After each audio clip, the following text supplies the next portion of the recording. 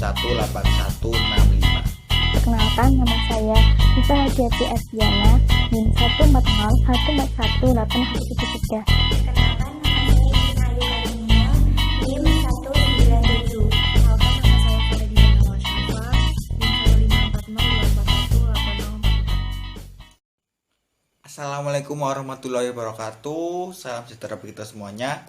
Selamat pagi. Semoga semuanya tetap diberi kesehatan, keselamatan, dan keberkahan dalam hidupnya. Nah, pada kali ini kelompok 6 tentunya akan melakukan presentasi mengenai materi tentang teori belajar kognitif. Untuk anggota dari kelompok 6, yang pertama ada saya, yaitu Muhammad Miftahul Qulub. Yang kedua ada Eva Hadiati Erviana. Yang ketiga ada Idvina Ayu Karunia. Dan yang keempat ada Faradiba Nawal Syafa. Berikut presentasinya. Nah, untuk yang pertama yaitu ada peta konsep. Jadi yang kita bahas mengenai teori belajar kognitif, yang pertama yaitu pandangan teori kognitif tentang belajar. Yang kedua, prinsip-prinsip teori belajar kognitif. Yang ketiga, ada arti penting perkembangan kognitif bagi proses belajar siswa. Yang keempat, ada teori belajar pengolahan informasi. Yang kelima, ada teori belajar konstruktivisme.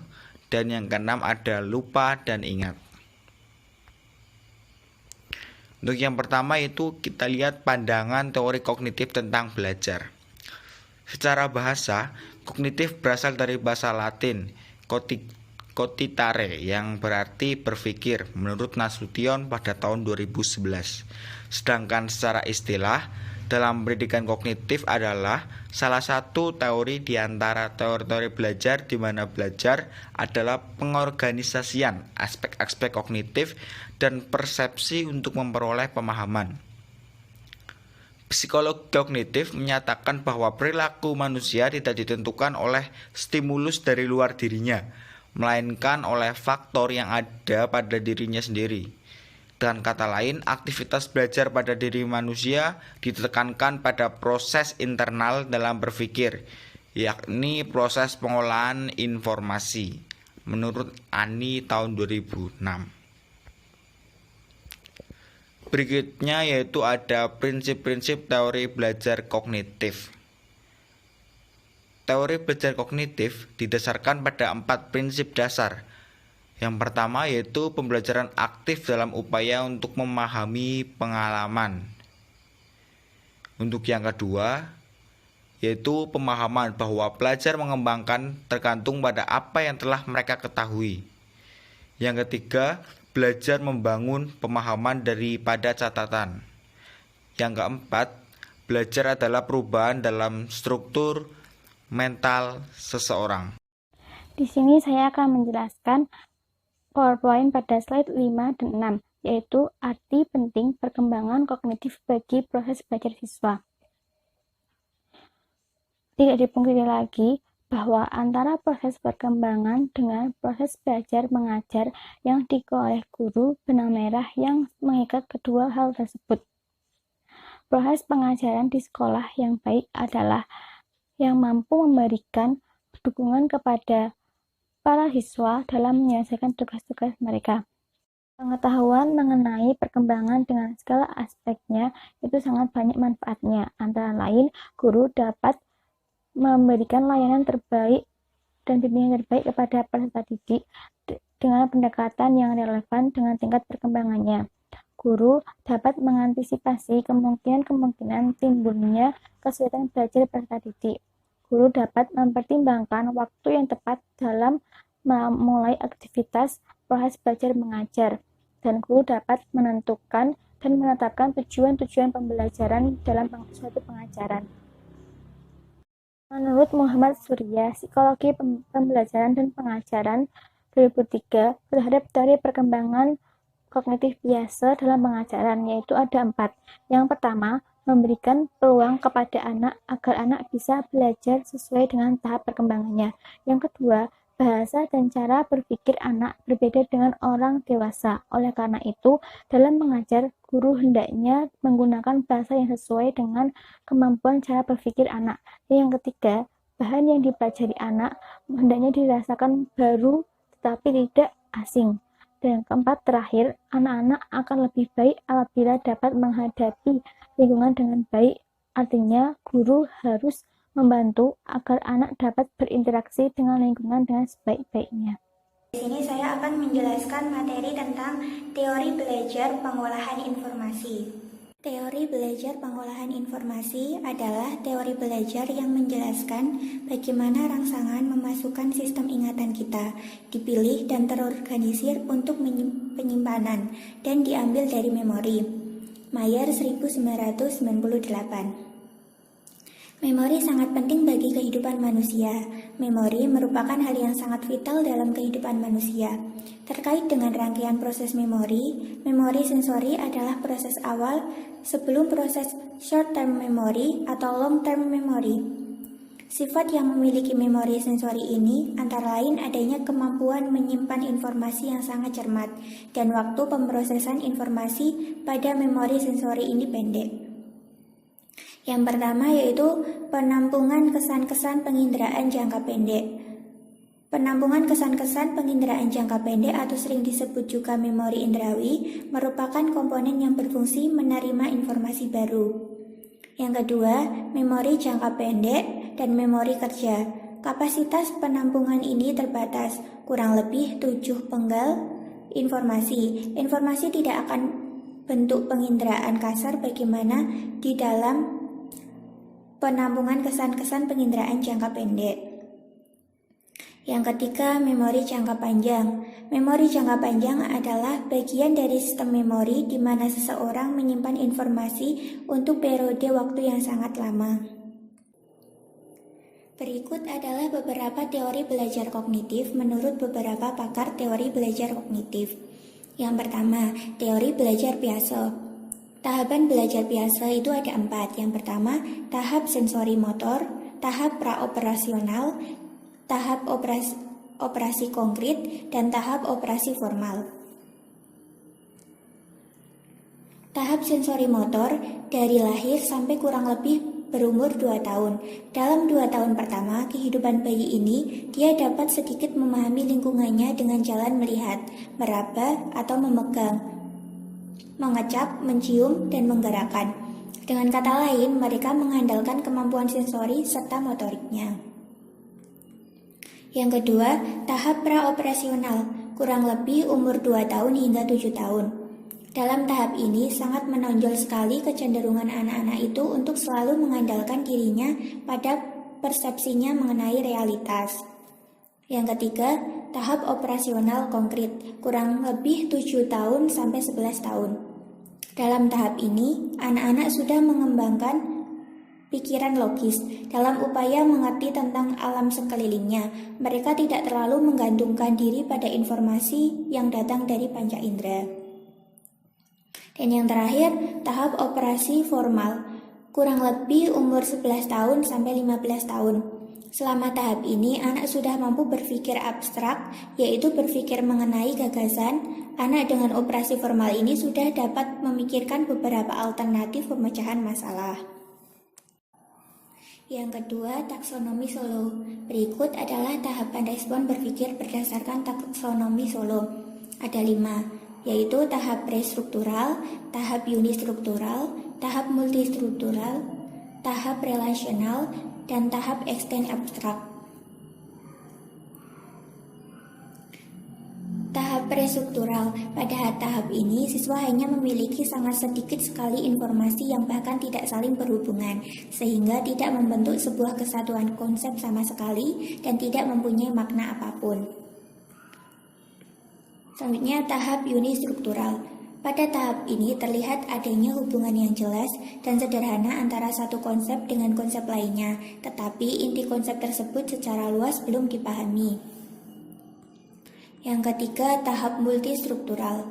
Pada tahap ini, siswa sudah memahami beberapa komponen, namun hal ini masih bersifat terpisah satu sama lain sehingga belum membentuk pemahaman secara komprehensif. Yang keempat, tahap relasional. Pada tahap ini, siswa dapat menghubungkan antara fakta dengan teori serta tindakan dan tujuan. Yang terakhir, tahap extend abstrak. Pada tahap ini, siswa melakukan koneksi tidak hanya sebatas pada konsep-konsep yang sudah diberikan saja, melainkan dengan konsep-konsep di luar itu. Dapat membuat generalisasi serta dapat melakukan sebuah perumpamaan pada situasi-situasi spesifik. Yang ketiga, teori belajar Van Hill. Van Hill menyatakan bahwa terdapat 5 tahapan berpikir dalam belajar geometri, yaitu tahap pengenalan, tahap analisis, tahap pengurutan, tahap deduksi, dan tahap akurasi. Yang pertama, tahap pengenalan. Dalam tahap ini, anak mulai belajar mengenali suatu bentuk geometri secara keseluruhan, namun belum mampu mengetahui adanya sifat-sifat dari bentuk geometri yang dilihatnya itu. Yang kedua, tahap analisis. Pada tahap ini, anak sudah mulai dapat mengenal sifat-sifat yang dimiliki benda geometri yang diamatinya. Ia sudah mampu menyebutkan keteraturan yang terdapat pada benda geometri tersebut. Yang ketiga, tahap pengurutan. Pada tahap ini, anak telah mampu melaksanakan penarikan kesimpulan yang dikenal dengan sebutan berpikir deduktif. Namun, kemampuan ini belum berkembang secara penuh. Yang keempat, tahap deduksi. Dalam tahap ini, anak sudah mampu menarik kesimpulan secara deduktif, yakni penarikan kesimpulan dari hal-hal yang umum menuju hal-hal yang bersifat khusus. Dan yang terakhir, tahap akurasi. Dalam tahap ini, anak telah mulai menyadari betapa pentingnya ketepatan dari prinsip-prinsip dasar yang melandasi suatu pembuktian. Misalnya, ia mengetahui pentingnya aksioma atau postulat-postulat dari geometri Euclid. Selanjutnya, ada teori belajar konstruktivisme. Teori belajar konstruktivisme menyatakan bahwa pendidik tidak dapat memberikan pengetahuan kepada peserta didik. Fungsi utama pendidik adalah menyediakan tangga pemahaman yang puncaknya merupakan bentuk pemahaman paling tinggi dan peserta didik harus menaiki tangga tersebut. Teori belajar konstruktivisme menyampaikan perubahan paradigma dari pendidikan berdasarkan aliran behaviorisme dan teori kognitif. Teori konstruktivisme menetapkan 4 asumsi tentang belajar. Yang pertama, pengetahuan secara fisik dikonstruksikan oleh peserta didik yang terlibat dalam belajar aktif. Yang kedua, pengetahuan secara simbolik dikonstruksikan oleh peserta didik yang membuat representasi atas kegiatannya sendiri. Yang ketiga, pengetahuan secara sosial dikonstruksikan oleh peserta didik yang menyampaikan makna orang lain. Yang keempat, pengetahuan secara teoretik dikonstruksikan oleh peserta didik yang mencoba menjelaskan objek yang tidak benar-benar dipahaminya. Penentuan strategi belajar umumnya tidak seluruhnya efektif bagi setiap orang. Artinya, mungkin strategi yang digunakan itu efektif untuk seseorang, namun tidak efektif bagi orang lain. Kebermaknaan strategi belajar yang efektif itu tergantung pada karakteristik individu dalam belajar dan penggunaan strategi belajar dalam mempelajari suatu hal.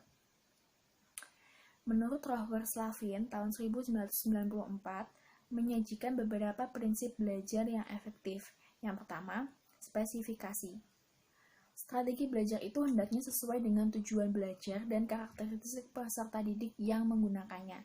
Misalnya, strategi belajar yang sama dapat efektif bagi anak laki-laki namun tidak efektif bagi anak perempuan.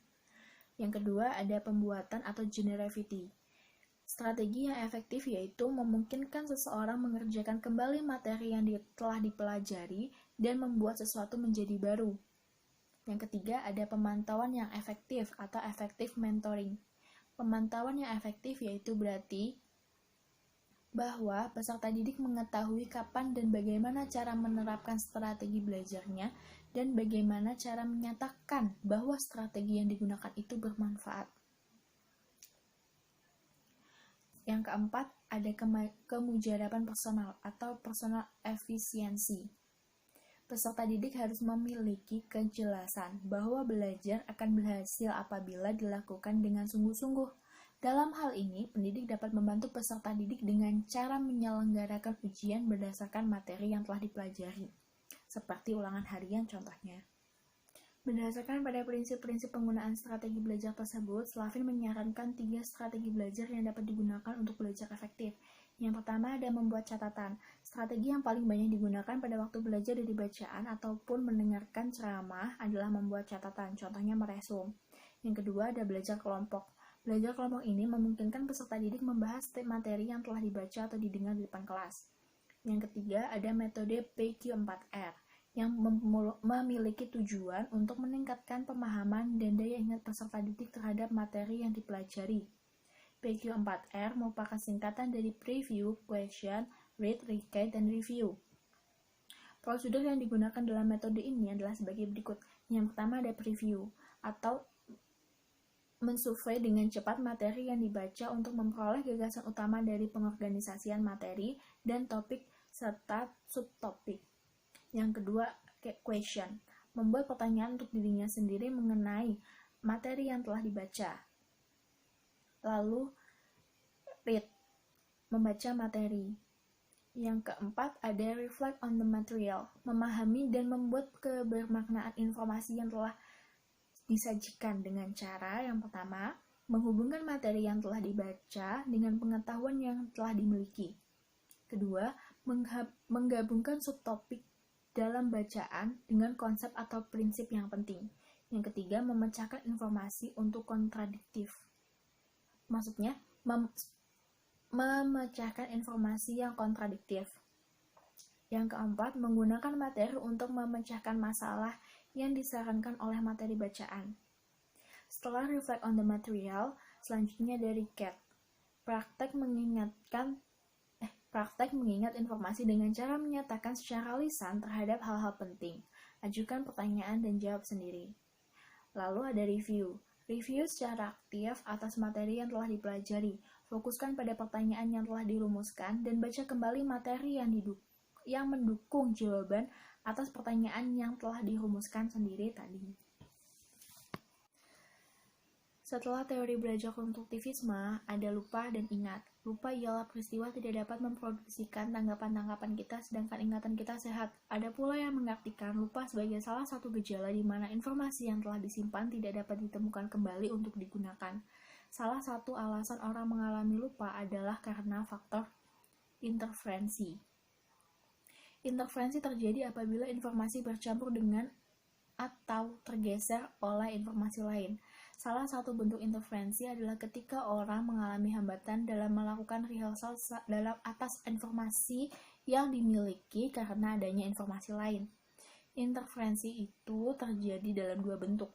Yang pertama ada retroaktif atau disebut juga inhibisi retroaktif. Retroaktif ini terjadi apabila informasi yang telah dipelajari mengganggu peserta didik dalam mempelajari informasi berikutnya. Yang kedua, ada inversi proaktif, disebut juga inhibisi proaktif. Inhibisi proaktif ini terjadi apabila informasi yang baru dipelajari mengganggu seseorang dalam mengingat informasi yang telah dipelajari sebelumnya. Meskipun dalam belajar mengalami interferensi sehingga mengalami hambatan dalam belajar, namun ada juga faktor lain yang dapat membangkitkan seseorang dalam mengingat akan informasi yang telah dipelajari pada waktu mempelajari informasi yang sama. Ada 2 bentuk pelancaran dalam membangkitkan informasi ingatan, yaitu yang pertama, ada pelancaran proaktif dan retroaktif. Proaktif sendiri yaitu seseorang akan mengingat informasi sebelumnya apabila informasi yang baru dipelajari memiliki karakteristik yang sama. Misalnya, orang Indonesia yang sudah terbiasa dengan bahasa Indonesia akan lebih mudah mempelajari bahasa Melayu. Yang kedua ada pelancaran retroaktif, yaitu seseorang yang mempelajari informasi baru akan memantapkan ingatan informasi yang telah dipelajari. Misalnya, peserta didik yang mempelajari bahasa Indonesia akan memantapkan ingatan pemahamannya tentang bahasa daerah yang telah dikuasainya. Terima kasih. Terima kasih atas perhatiannya. Sekian presentasi dari kelompok kami. Apabila kelompok kami terdapat kesalahan, kami mohon maaf. Jangan lupa jaga kesehatan, jangan lupa bahagia, dan jangan lupa senyum hari ini. Wassalamualaikum warahmatullahi wabarakatuh.